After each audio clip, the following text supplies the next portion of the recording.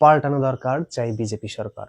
মাননীয় প্রধানমন্ত্রী নরেন্দ্র দামোদর দাস মোদীজির দেওয়া এই স্লোগানকে পাথেয় করে বাংলার মানুষের বিপুল জনসমর্থনের মধ্য দিয়ে 200-এর বেশি সংখ্যক সিট নিয়ে এই প্রথমবার বাংলায় সরকার গঠনের দিকে এগিয়ে চলেছে বিজেপি, অর্থাৎ ভারতীয় জনতা পার্টি। হ্যাঁ বন্ধুরা, আমরা প্রত্যেকেই জানি যে আগামীকাল এই নিউলি গভর্নমেন্টের কিন্তু শপথ গ্রহণ অনুষ্ঠান রয়েছে। কিন্তু সেই শপথ গ্রহণ অনুষ্ঠানের প্রাক মুহূর্তে, অর্থাৎ ঠিক আগের দিন, আজ 8 তারিখে দেশের গৃহমন্ত্রী অমিত শাহজি কিন্তু জানিয়ে দিয়ে গেছেন যে কে হবেন আগামী ওয়েস্ট বেঙ্গলের সিএম, এবং সেই সঙ্গে সঙ্গে পরিষ্কার করে দিয়ে গেছেন যে অন্যান্য যে ডিপার্টমেন্ট, অর্থাৎ অন্যান্য দপ্তরে কোন কোন মন্ত্রী রয়েছেন এবং তিনি কোন কোন ডিপার্টমেন্টকে সামলাবেন তার কিন্তু পূর্ণাঙ্গ তালিকা। তো তোমাদের যে আপকামিং পরীক্ষা রয়েছে সেখানে যে এখান থেকে প্রশ্ন আসবে না তা তো নয়, প্রশ্ন আসার চান্সেস অনেক বেশি।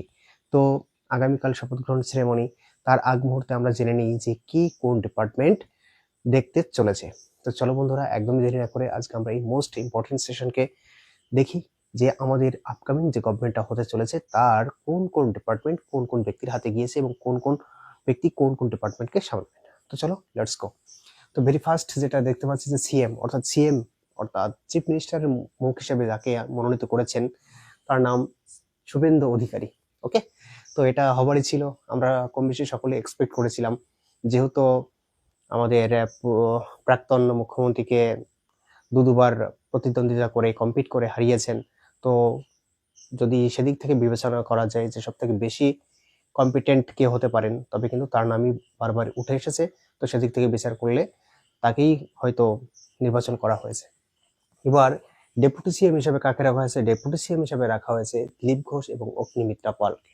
ওকে, এবার আমরা একে একে বাকি যে মিনিস্ট্রিগুলি রয়েছে সেগুলো কাদের হাতে দিয়ে হয়েছে সেটা দেখবো, তারপর কার কার হাতে কোন কোন ডিপার্টমেন্ট আছে সেটা নিয়ে পূর্ণাঙ্গ আলোচনায় আসবো। তো যদি স্পিকারের কথা বলা হয়, স্পিকার হিসাবে তুলে ধরা হয়েছে রাহুল সিনহার নাম এবং ডেপুটি স্পিকার হিসেবে তুলে ধরা হয়েছে তাপস রয়। হেলথ অ্যান্ড ফ্যামিলি ওয়েলফেয়ার হিসেবে তুলে ধরা হয়েছে ডক্টর ইন্দ্রনীল খানকে। এডুকেশন মিনিস্টার হিসেবে যে ব্যক্তির নাম তুলে ধরা হয়েছে তিনি হচ্ছেন শঙ্কর ঘোষ, খুবই পরিচিত নাম, ইয়ং, এবং বারবার বলা হয়েছে যে যথেষ্ট জ্ঞানী এবং বিচক্ষণতার সঙ্গে তিনি যে কোনো বিষয়কে ডিল করে থাকেন। তো আশা রাখবো যে এডুকেশন মিনিস্টার হিসাবে পশ্চিমবঙ্গের শিক্ষার যে অগ্রগতি সেটাকে তিনি আরো ত্বরান্বিত করবেন।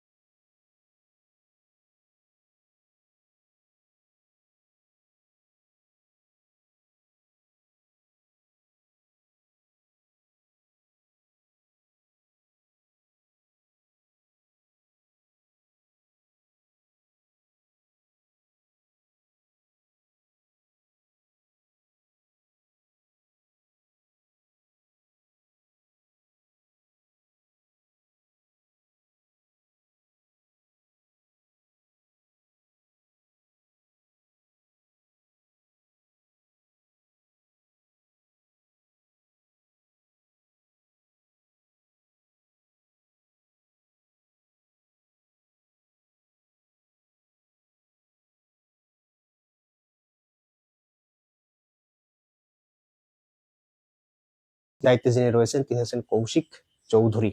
ওকে, এই ছিল ডিপার্টমেন্ট। এবার সে আমাদের আপকামিং যিনি সিএম হতে চলেছেন, আগামীকাল শপথ গ্রহণ করবেন, তার অধীনে কোন কোন বিভাগ থাকবে। তো যদি সিএম এর কথা বলি, শুভেন্দু অধিকারী, তার অধীনে থাকবে স্বরাষ্ট্র ও পার্বত্য, ভূমি এবং ভূমি সংস্কার, সেই সঙ্গে সঙ্গে প্রশাসন সংস্কার।